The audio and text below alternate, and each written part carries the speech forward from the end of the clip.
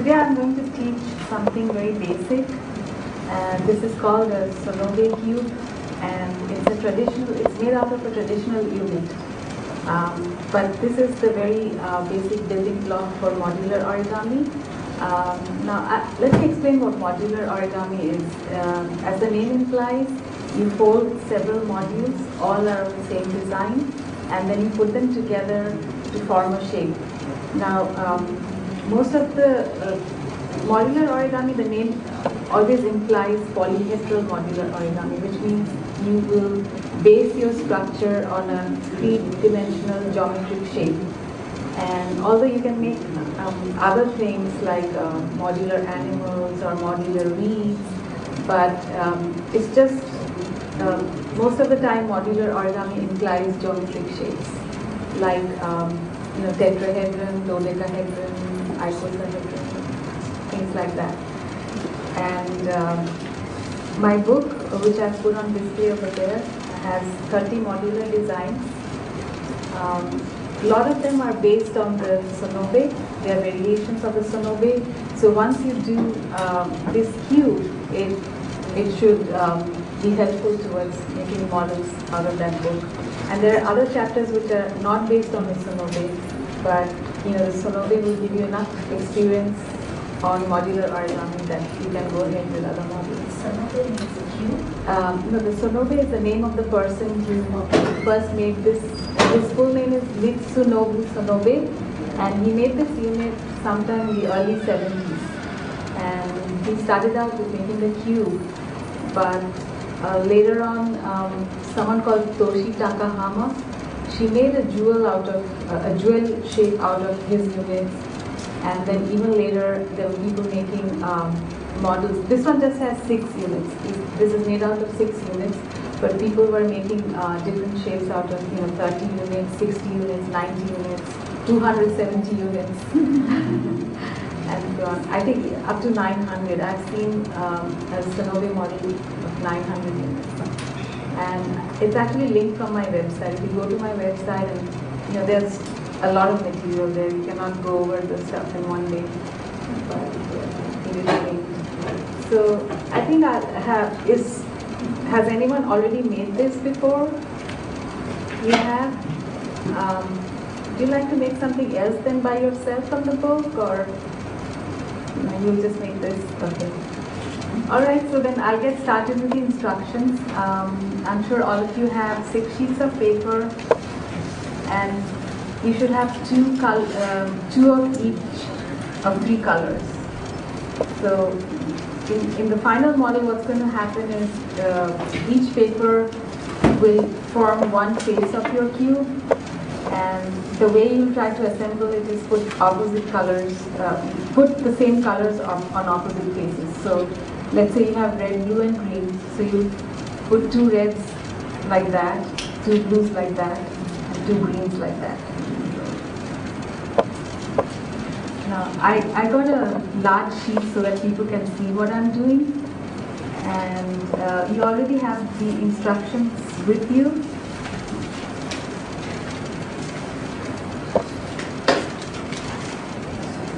So the very first thing we are going to do is, with the colors, the white side facing you, we are going to fold the paper into half.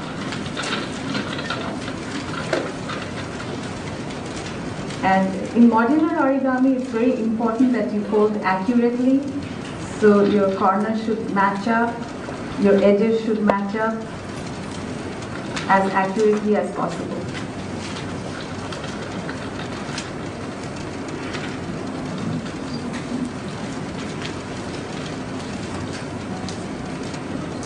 And then we are going to open that fold, and this is actually called a book fold, for obvious reasons.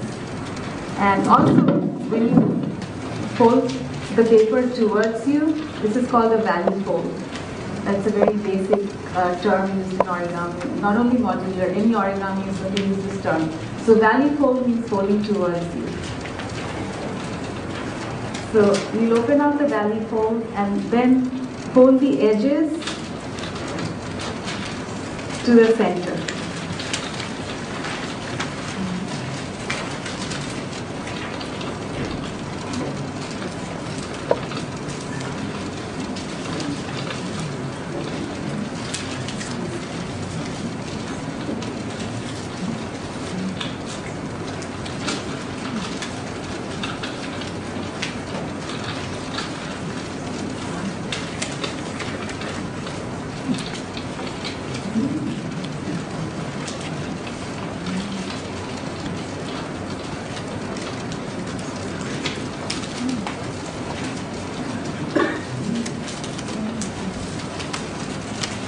and then we open it out as well.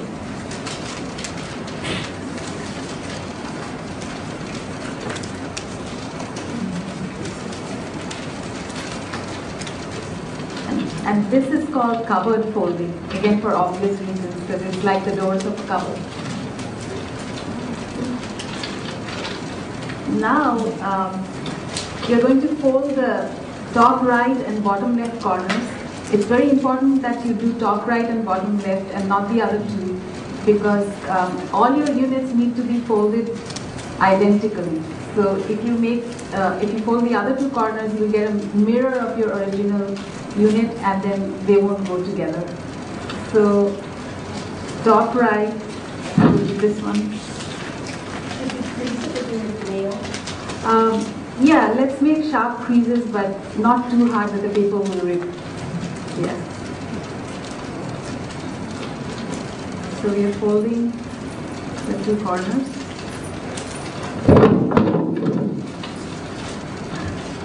The paper doesn't like the microphone.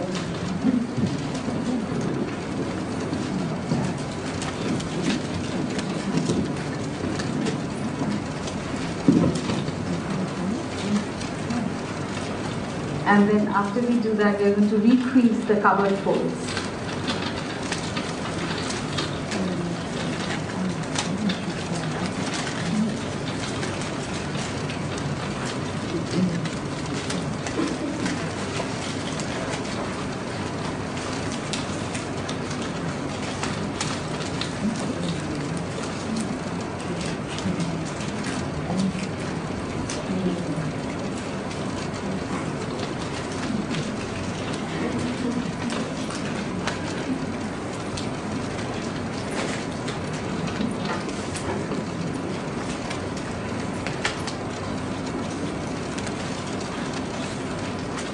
Is everybody at this point?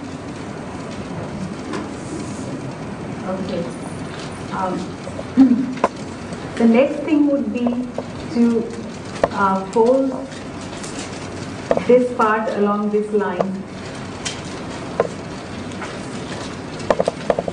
like that.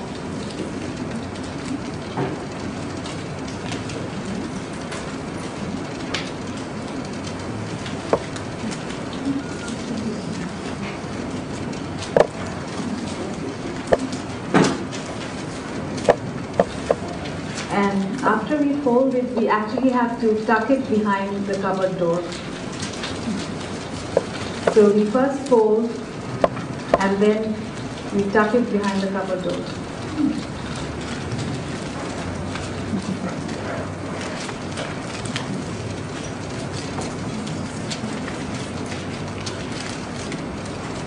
Then we turn the paper around like that, and do the same thing with this corner. The first,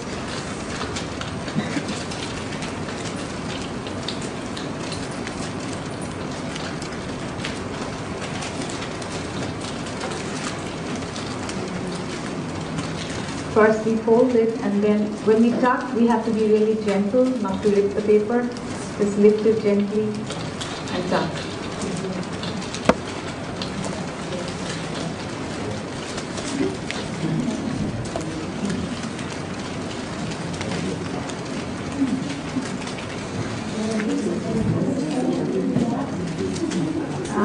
Not for this.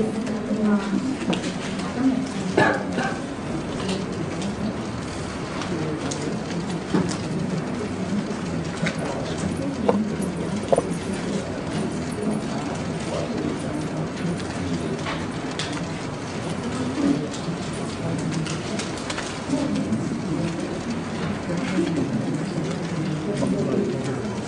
After that, we are going to do two mountain folds. Mountain fold means to fold away from you. We mountain fold these corners so that they match up. I'm showing the back side now. This should match up with this accurately.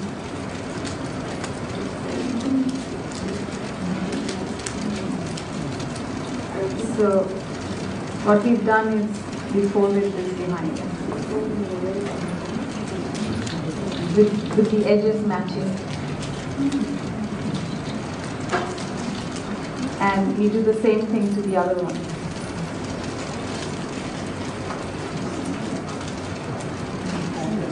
If anyone is stuck at any point, please feel free to interrupt me, and Marjorie here will help you. She's been very enthusiastic about this whole class, and she learned the cube ahead of time by herself, and she said she's going to help me out.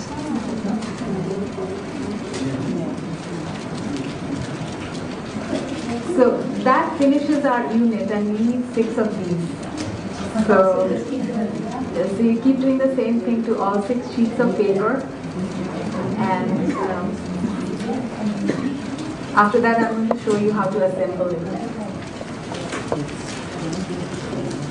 So your units look like this, and all of them should look like this. If you have something that's oriented the other way, or it's a mirror image of your first unit, they will not go together. So for any modular origami unit, most of the types that I know of have 2 tabs and 2 pockets. And the tabs, you interlock the tabs into the pockets, and that's how the model goes together and stays together without glue. So these 2 things are our tabs, and here is a pocket, and here is a pocket. And the way we're going to put them together, I have to borrow somebody's units because I just folded one.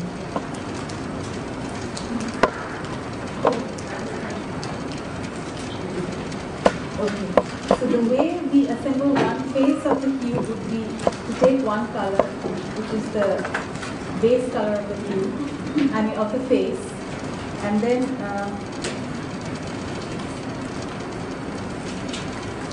insert the tab of one into the pocket of that one. So this is what we've done. And then we take the same color, the other unit, and put it in the other pocket. And now we have, this is one complete face of the cube.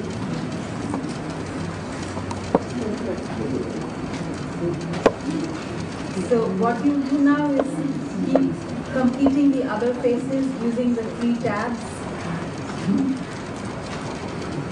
You would put, like I said, the 2 pieces that you have of the same color should be on opposite faces if you want the even color distribution. So after this point, what you would do is take a 3rd color and complete this face.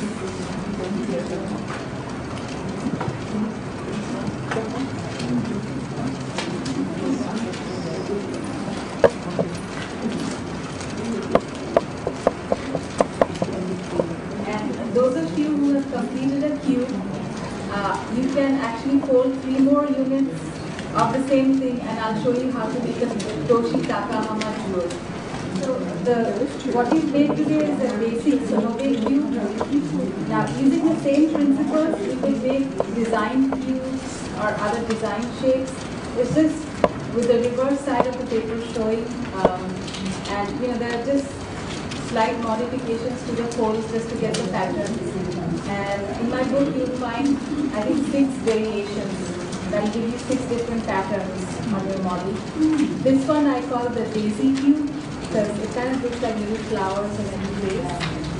And if you know the basic Sunnyvale, these are actually quite easy to fold after that.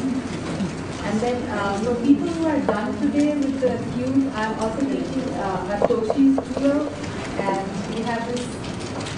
Someone who's already finished the model.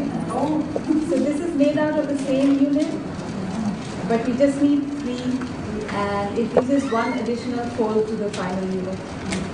And so what we do is we take our unit, and then we do the last 2 folds, and then we put 1 additional crease like that, and we make 3 of these, and the 3 units kind of fit together like a puzzle.